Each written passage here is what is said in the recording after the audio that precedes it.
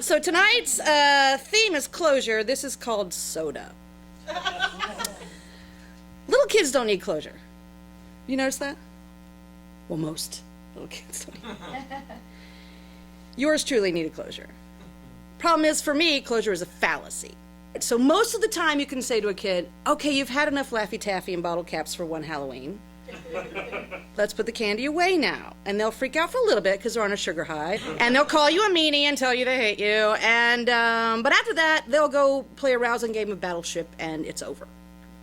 Although it may resurface in the following days as they demand their goobers, but after a few days, they either tire of the hunt or forget about the leftover wigwag bars and fun diplicamade and go on to live full lives of Barbie doll escapades and spirographing the dining room floor. Me, not so much. I had a difficult time getting closure with the candy, all right? I would ask about it every day, often on the hour, because if we weren't going to eat all the candy necklaces and wax lips, what was going to happen to them? I mean, we couldn't throw it away. I mean, that would be wasteful and heartbreaking and wasteful. So I would become obsessed with the candy, which should have been a clue for the future on so many topics. I was unable to stop thinking about the candy until I made my parents promise to take it to the church so they could give it to some underprivileged family, because that's what underprivileged families need, is a bag full of Pop Rocks and Bit of Honey Bars and various other referential 1970s candy products. I struggle with closure is what I'm saying, and I always have. It might have something to do with moving every 3 years of my life, I'm not sure. I mean, it was hard to say goodbye to the Finks who lived next door. They were the only family I knew whose parents displayed unashamedly on each of their 2 nightstands adult magazines. Being that those magazines are where I saw my first erect penis on what was ostensibly a cowboy, wearing his hat low, his dick long, and his boots high, it was really hard to say goodbye to those magazines. You'd think saying goodbye to things that you love on the reg would teach me how to deal with things ending, but not so much. So here's where I think it started. My father's mother died of lung cancer when I was 5, but you can relax because this is not a cancer story. Nor is it bound to be very poignant, because my father's family is a bunch of hillbillies, so poignant is not on the menu. Being that I was a military kid and moved every 3 years, I didn't really know my grandmother, and I have only 2 distinct memories of her. The first is a memory of my walking into her sick room towards the end, her face lighting up with a big smile, me running to her, jumping in bed with her, laughing and cuddling. Sweet, right? And then the only other memory I have of her is the funeral. So let me set the stage for you a little bit for this. I should begin by saying that at 5 years old, I was adorable. It wore off by the time I got my menses, but this story requires that I set up at 5 years old I was adorable. I had a face full of freckles, I was pudgy, and I had a British accent. So at this point, we had lived in England for 3 years. I started first grade in England at 4 years old, and I ran home from school one day and told my mother I'd learned a second language. She asked me what language I had learned, and I told her British. She stifled a laugh and encouraged me to show her, so I said, Jack and Jill went up the hill to fetch a pail of water. Jack fell down and broke his crown, and Jill came tumbling after. And that is when I decided to only speak the native tongue, so by the age of 5, I had mastered the British language. It wore off by the time I finished 4th grade in Altus, Oklahoma, but it's important for this story. So Grandma Alexander lived in Tennessee, and she and my grandfather owned a farm where they raised chickens and grew highly chemically treated tobacco for the Marlboro Company, so it shouldn't surprise you that my grandmother died of lung cancer. She had an 8th grade education, and her husband had a 3rd grade education. And across the street from the farm, they also owned a little old grocery store. Next to the store, they had built on a Harley-Davidson motorcycle repair shop because they did not want to leave a single white trash stereotype unaddressed.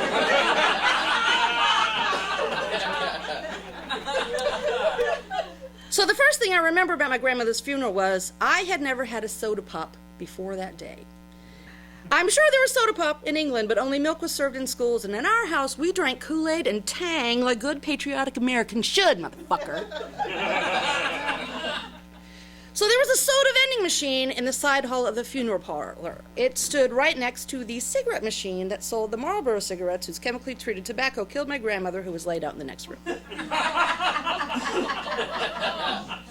When my uncles heard that I had never had a soda, they reacted as someone today might react if a mother said, "My child has never eaten a vegetable," or "No, she can't drink that, she's 5 and still breastfeeding." They were incredulous. So they bought me a grape soda. And it tasted like I imagined the apple from the tree of life tasted to even ago. It was like the heavens had opened up and spilled a miracle onto my tongue. My mother took the can away from me and told my uncles I couldn't drink that this late in the evening, wink, wink, which meant never. They, therefore, kept sneaking me sodas behind my mother's back. And because I was adorable, they continued to sneak sodas to me for the next couple of days. I'm just going to jump to telling you that my uncle snuck me so many sodas that I dehydrated, my bladder shriveled up, and I had to be hospitalized upon my return to England. They're good people. Good people. All right, so back to the funeral. My mother walked me into the memorial service, and I thought I had walked into the mouth of a beast and would be crushed by falling bodies and or flying family Bibles.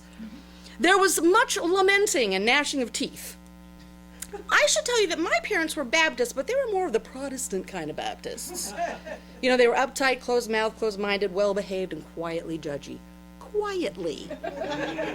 These people were moaning and falling about and needing to be fanned and "Oh, help me, Jesus-ing." We had just flown in from England. People don't behave like that in England unless they're in the Parliament. So here's what happened. I was holding tight to my mother's hand, and she walked me up to view my grandmother. And my grandmother looked asleep. And she looked beautiful. She looked better than I'd ever seen her that one time before.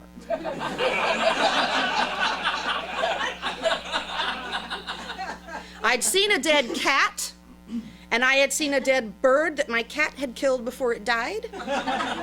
But I'd never seen a dead person, so I was not convinced. She looks asleep. No, honey, that's not Grandma. That's just her outside. She's gone to be with Jesus. She looks asleep. I'd like to nudge her awake. Oh, baby, she's not going to wake up. She's not in there anymore. Here we go. I'm going to make everything all right. Pick me up, Mommy. I want to nudge her awake. So this went back and forth, knowing my issues with closure and that I would not stop demanding this. My mother picked me up and let me nudge my grandmother on her hand. And when I touched her, she felt cold and hard like a water-worn stone. In response to this, I began to scream. I let out the highest-pitched, loudest, longest, most ear-piercing scream, all Newt being taken by Ripley's Alien style, that a child has ever uttered. So my mother tucked me under her arm like a rolled-up carpet and rushed me out, but not before we both noticed that all the wailing Walters had fallen into a stunned silence at my screeching. Mine was the sole voice in the darkness as she whisked me out to the car where I could continue to scream out of earshot of the grief-stricken. So a lengthy conversation followed, during which my mother tried again to explain that Grandma wasn't there anymore, that she'd gone to heaven. I was not convinced. At this point, I decided Grandma was cold because no one was cuddling her, and once she was warm, she would awaken. So my plan was that we would go back in and we would all snuggle up to Grandma and cuddle her until she was warm. Yeah. So my mother was trying to stifle the laughter that resided just below her terror that I was going to demand that everyone cuddle my grandmother's corpse.